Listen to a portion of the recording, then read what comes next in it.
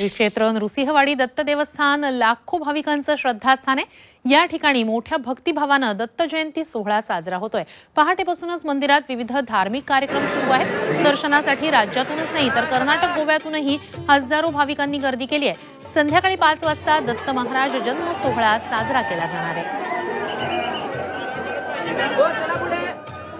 थेट जाणार आहोत नृसिंहवाडीत। त्या ठिकाणाहून आमचे प्रतिनिधी प्रताप नाईक यांनी इथल्या कार्यक्रमांचा आढावा घेतलाय। दत्त संप्रदायाच्या राजधानीचं ठिकाण म्हणजे श्री क्षेत्र नृसिंहवाडी। आपण पाहतो की दत्त जयंती निमित्त सकाळपासूनच या मंदिरामध्ये भक्तांची मोठी गर्दी आपल्याला जे आहे ते पाहायला मिळते।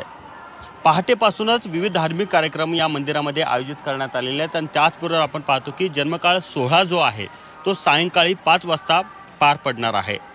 सकाळी काकड आरती करण्यात आली, त्याच्यानंतर पंचामृत अभिषेक करण्यात आला आणि त्याच्यानंतर आपण पाहतो की आता अमृत नोनी आर्थो प्लस ये एक प्रूवन फॉर्मूला है। इसमें मौजूद नोनी फल के गुण और आयुर्वेदिक जड़ी बूटियां शरीर को जरूरी पोषक तत्व देने के साथ साथ हड्डियों और जोड़ों के घिसने, उनमें होने वाले सूजन और दर्द को रोकने में मदद करता है। दर्द मुक्त जीवन के लिए अमृत नोनी आर्थो प्लस। मंदिरात विविध धार्मिक कार्यक्रम सुरू आहे। व राज्यातून भक्त मोठ्या संख्येनं या कृष्णेच्या तीरी आल्याचं पाहायला मिळतंय। पंचगंगा आणि कृष्णा नदीच्या काठावर वसलेलं हे जे मंदिर आहे ते खरं तर खूप मोठा त्याला इतिहास आहे आणि त्याचबरोबर प्राचीन असं हे मंदिर आहे। त्यामुळं दत्त महाराजांचं दर्शन घेण्यासाठी या ठिकाणी भक्त मोठ्या संख्येनं दाखल होतात।